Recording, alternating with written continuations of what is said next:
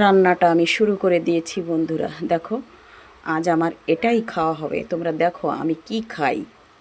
আমি তো এই খেয়েই এইরকমভাবে চলছি, তাই না? দীর্ঘ কয়েক বছর হলো আমার পরিস্থিতি দিনে দিনে খারাপ হয়ে যাচ্ছে।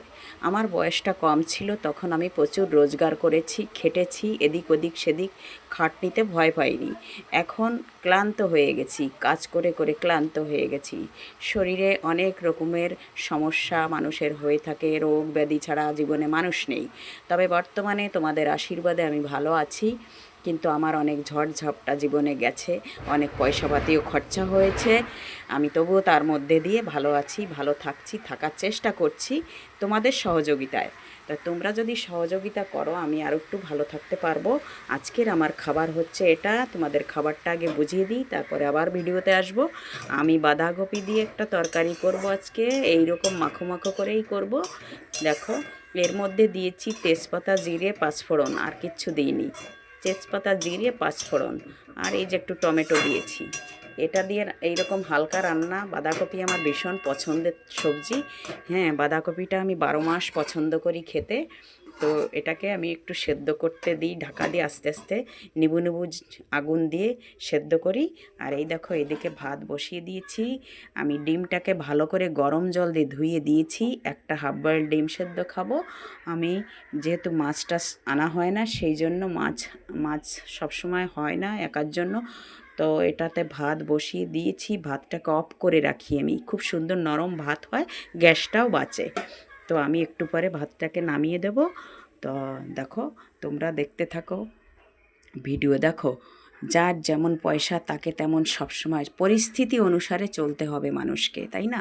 পরিস্থিতি অনুসারে চলার পরেও যারা খোঁচা মেরে কথা বলে, আসলে কি ওই সব কথায় কোনো মাইন্ড করতে নেই, কারণ ওদের মেন্টালিটি ওই রকমই।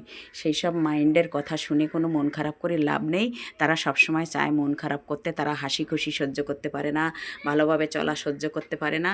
আরে তোরা 1000 টাকার শাড়ি পরিস, আমি 5 টাকার শাড়ি পরি, তাহলে আমাকে তোকে 1000 টাকার শাড়ির সমান যদি আমাকে দেখতে লাগে, আমি কি করব? আমার তো কিছু করার নেই। আমি যদি একটা 5 টাকার শাড়ি পরি, আমাকে দেখতে লাগে আমি একটা দামি শাড়ি পরেছি, তো কিচ্ছু করার নেই। আর আমি কেনাকাটা কিছুই করি না। আমার ঘরে পুরনো যে জিনিস ছিল, আমি সেই সব জিনিসগুলোই ব্যবহার করছি। আমি নতুন কিছু কেনাকাটা করি না।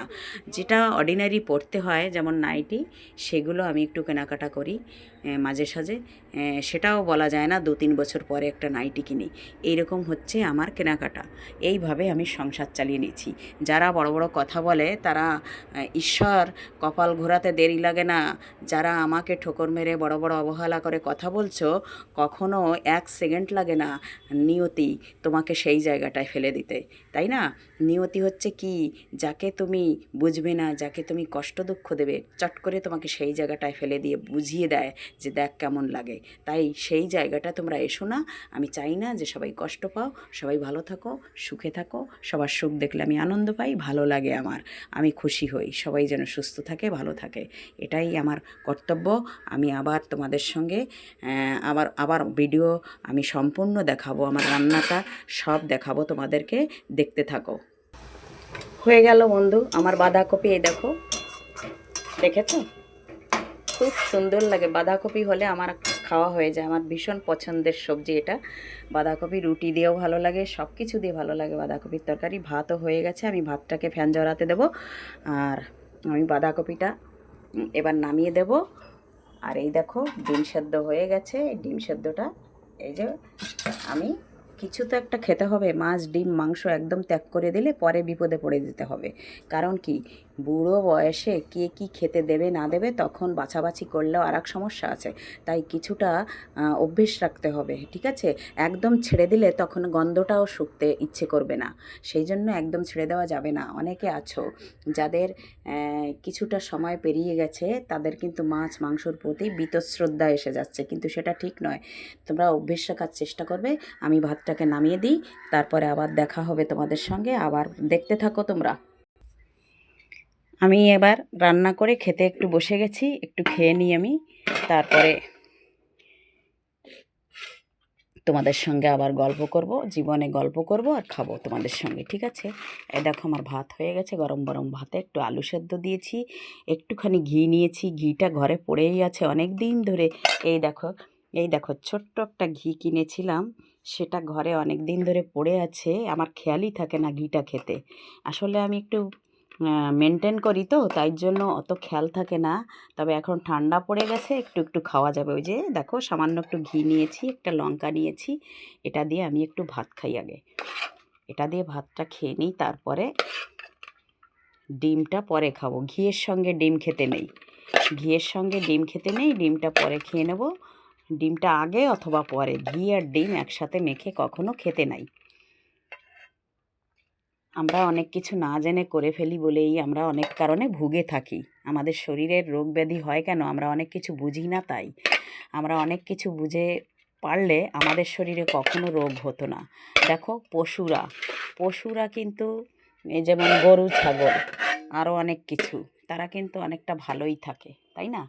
তারা অনেকটা ভালো থাকে, তাদের কিন্তু কোনো চিকিৎসা নেই, তাদের কোনো চিন্তা ভাবনা নেই, তাদের কোনো কিছুই নেই। তারা যেমন করে জীবন কাটাচ্ছে একটা প্রাণ যেদিন থাকবে থাকবে, না থাকবে না থাকবে, এরকম জীবনই মানব জীবনে এসে আমরা দেখো মহিলারা অনেক কিছু আমাদের সামাল দিতে হয়, তাই না? মহিলাদের সব সময় একটা চাপের মধ্যে থাকতে হয়। ঘর সংসার সামলানো তো চারটিখানি কথা নয়। তো ঘর সংসার সামলিয়ে এসে তারপরে কি হয়, ছেলে আনন্দ করে বিয়ে দিলাম, মেয়ে আনন্দ করে বিয়ে দিলাম, তারপরে লাস্টে কি হলো, মা বাবা বয়সকালে শূন্য হয়ে গেলাম, তাই না? মেয়ে গেল শ্বশুরবাড়ি, আর ছেলে থাকলো তার বউ নিয়ে সংসার করতে ব্যস্ত। এই হলো মানুষের জীবন। তারপরে আমরা পড়ে থাকলাম একটা কোণায়। আমাদের কোনো মূল্যই নেই যে আমাদের এতদিন একটা শক্তি ছিল, রূপ ছিল, কি আমাদের কত জোর ছিল, কি আমাদের কথা সন্তানরা মানতো, ভয় করতো। আজকে সেই সন্তানদের ভয় করে আমাদের চলতে হয়, এমন একটা দিন আসবে। তাই সবাই নিজেকে ক্ষমতায় রেখো। কারোর কারোর মুখের কথা শোনার কোনো প্রয়োজন নেই বুড়ো বয়সে। নিজে গার্জিয়ান হয়েই থাকবে, ঠিক আছে? গার্জিয়ান হয়ে থাকবে। তোমার হাত সহায় সম্বল সমস্ত কিছু ছেড়ে দিয়ে থাকবে না যে আমার বয়স হয়ে গেছে, এখন আমার ছেলে বউ যা করবে করবে, আমার মেয়ে যা বলবে বলবে, আমার জামাই যা বলবে বলবে। এইসব কোনো প্রয়োজন নেই, ঠিক আছে? নিজেদের ক্ষমতা নিজে, তুমি গার্জিয়ান, তুমি কর্তা, তুমি সেই হিসাবেই বুদ্ধি করে তোমাকে বসবাস করতে হবে। কর্তা হিসাবে একদম নিঃসঙ্গ অসহায় হয়ে তুমি বসবাস করবে না। কারণ কি, তোমার জীবন কয়দিন? এই সংসারটা সারাটা জীবন তুমি খেটেছো নানান সমস্যার মধ্যে দিয়ে। এই রেশন কার্ডের সমস্যা, এই নোট বদলির সমস্যা, এই ভোটের সমস্যা, এই আবার শুরু হয়েছে এসআইআর সমস্যা, এরকম বিভিন্ন সমস্যা মহিলাদের উপরে কিন্তু বেশি পড়ে প্রভাবটা। তাই মহিলারা বুড়ো বয়সে অন্তত তুমি তোমার মান সম্মান বা তোমার মনের জোর, তোমার দুর্বলতা একদম বুঝতে দেবে না সন্তানদের কাছে। তুমি সেইভাবে তৈরি হয়ে থাকবে, যতদিন তুমি বেঁচে থাকবে সেইভাবে তৈরি হয়ে থাকবে, ঠিক আছে? তারা যেন তোমাকে সুযোগ না পায় দুর্বলতার। তুমি সেইভাবে থাকবে, তুমি সেই বাড়ির কর্তা। তুমি কষ্ট করে এই সংসারটাকে হাতে করে গড়ে তুলেছো। কেন তুমি ছোট হতে যাবে? কেন তুমি দুর্বল হতে যাবে তাদের কাছে? তুমি একদম ফিট থাকবে, নিজেকে গুছিয়ে রাখবে, সুন্দর করে থাকবে নিজেকে, মাঝে মাঝে সাজবে, মাঝে মাঝে ঘুরতে যাবে, ভালো জায়গায় বসবে, যতদিন তুমি চলতে পারবে এটাই চালিয়ে যাবে, দেখবে তুমি খুব ভালো থাকতে পারবে। তাই এটাই আমার কথা। দেখো পেঁপেটা রেখেছি, একটা পেঁপে দেখো অনেক দিন হয়ে গেল, ওইটা দিয়ে কালকে একটা তরকারি করে ফেলবো, রুটি দিয়ে খাওয়া হয়ে যাবে। তো মাছ মাংস খাওয়া ছেড়ে দেবে না। বুড়ো বয়সে অনেকে মাছের গন্ধ শুকতে পারো না, তাতে আরও সমস্যা বাড়বে। কারণ তোমার বৌমা বা তোমার পাশের লোক যারা থাকবে, যে থাকবে, সন্তান বলে হোক, আত্মীয় বলে হোক, তোমাকে যা দুটো দেবে তোমাকে তাই খেতে হবে। একেবারে কম খাও আর বেশি খাও, খেতেই হবে। কারণ তোমাকে একেবারে ছেড়ে দিলে কি হবে বলো তো? ধরো তুমি ভালোবাসো উচ্ছে সেদ্ধ, ভালোবাসো কুমড়ো সেদ্ধ, ভালোবাসো একটু ভেন্ডি ভাতে, এ সমস্ত তোমাকে নাও তো দিতে পারে। তোমাকে যা দেবে সেটাই তোমাকে খেতে হবে। তাই একবারে ত্যাগ করে দিও না, একটু একটু অভ্যেস রেখে দিও। মাছ না খাও, সবজি খেও, তরকারি তার ঝোলটা খেও, এরকম অভ্যেস করো। এই যে যেমন আমি অভ্যেসটা রেখে দিচ্ছি, ঠিক আছে? আমি দেখছি, বুঝতে পেরেছি আমি নিজেও যে আমার তো ধীরে ধীরে কেমন একটা অবজ্ঞা এসে যাচ্ছে। মাছ মাংসর প্রতি অবজ্ঞা এসে গেছে, কিন্তু ডিমের প্রতি অবজ্ঞাটা আসে নাই। আমি ডিম সেদ্ধটা সব দিন ভালোবাসি। তো এরকম একটা অবহেলা এসে যাচ্ছে, সেটাকে আমি হতে দেব না। আমি একটু খেলেও খাবো। তা বন্ধুরা, তোমরা ভালো থেকো, সবাই সুস্থ থেকো, আর দেখতে থাকো আমার শিক্ষামূলক ভিডিও। দেখা হবে পরের ভিডিওতে। Tata, by.